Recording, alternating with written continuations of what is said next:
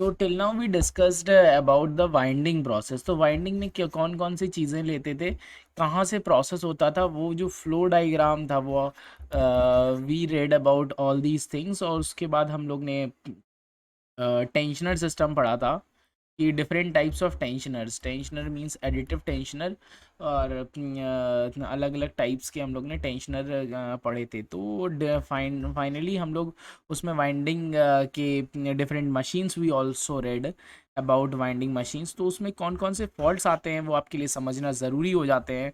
Number one fault, cut yarn. तो this is cause due to the damaged drum surface और sharp edge. Means अगर winding process में अगर आपका yarn कहीं से कट है तो फिर आपका जो वाइंडिंग प्रोसेस है उसमें ये डिफेक्ट के रूप में आएगा। जाली formation, soft package, because at the end आप इसमें पैकेज बना रहे हो, that is further use for warping process. तो उसको ही आप फाइनली वार्पिंग प्रोसेस में यूज़ करोगे।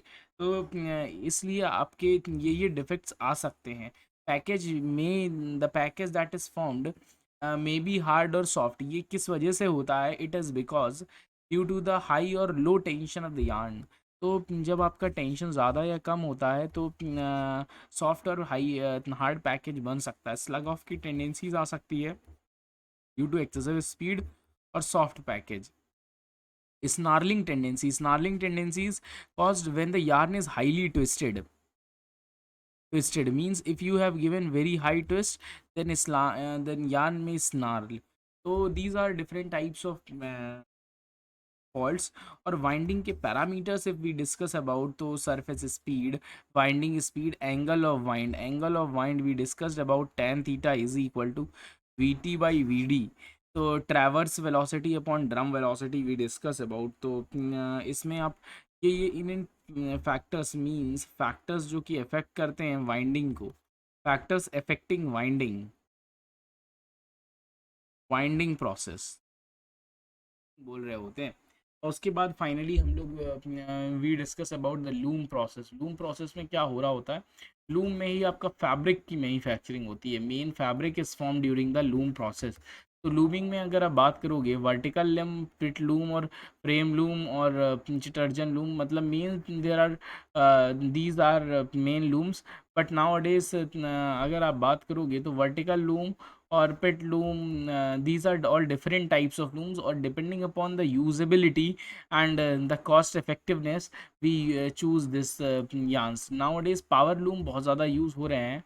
if we talk about power looms, तो power looms में आपके कन्वेंशनल पावर लूम्स और मॉडर्न पावर लूम्स आ रहे हैं, air jet, water jet, rapier. तो इस तरीके के आपके यूनिट्स आ रहे हैं मॉडर्न लूम्स में। इसमें 3 मोशंस होते हैं, primary motion, secondary motion, tertiary motion. We have I think read some of these things. Primary motion में शेडिंग, आपका शेड बनता है, फिर पिकिंग, आपका पिक इंसर्ट होता है, फिर पिक के बाद बीटिंग से ये फेल ऑफ द क्लॉथ में चला जाता है, फेल ऑफ द क्लॉथ। तो फेल ऑफ द क्लॉथ में ही आपका जो है फाइनली फैब्रिक की मैन्युफैक्चरिंग हो जाती है। टेकअप जो है आपके शुरू में जो जो process as we have seen, तो यहाँ पे ये टेकअप हो रहा होता है। लेट ऑफ फाइनल प्रोसेस है। तो जो टर्शरी मोशंस हैं उसमें आपके स्पीड मोशंस आते हैं। मोशंस इन द सेंस कि how this warp is stopped, if the weft is stopped और द रीड इज स्टॉप्ड। तो यहाँ पे आप जो प्रोसेस की बात करते हो, तो यहाँ पे 3 प्रोसेस दैट आर इंपॉर्टेंट है, ड्राफ्टिंग, ड्राइंग और डेंटिंग। तो ड्राफ्टिंग में क्या होता है, जब आप यार्न को पास कर रहे हो ड्रॉप वाइज, हील्ड आई से जब पास करते हो, हील्ड आई भी छोटी सी लगी होती है, इससे आपको धागा निकालना पड़ता है, तो उसको आप ड्राइंग कहते हो। डेंटिंग में क्या होता है, आप रीड से उसको पास करोगे, डेंट हो जाएगा।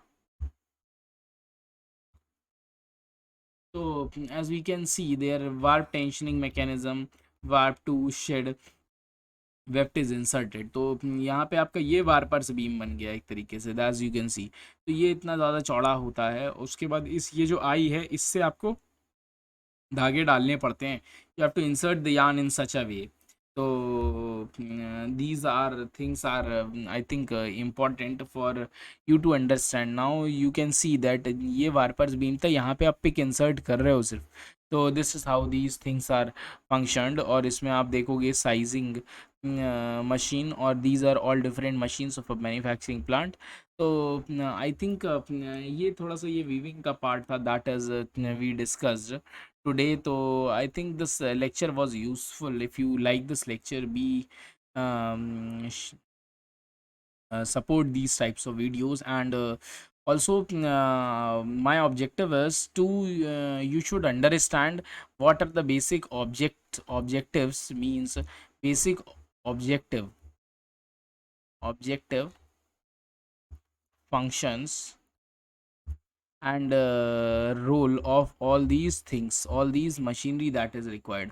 तो आपको यहाँ पे फ्लो डायग्राम समझना पड़ेगा, एक flow diagram if you understand, उसके बाद एक एक का फंक्शन यू कैन अंडरस्टैंड, फिर later we will solve questions based on this, then you will deeply understand what is the entire process in all these things. I think it is clear to you.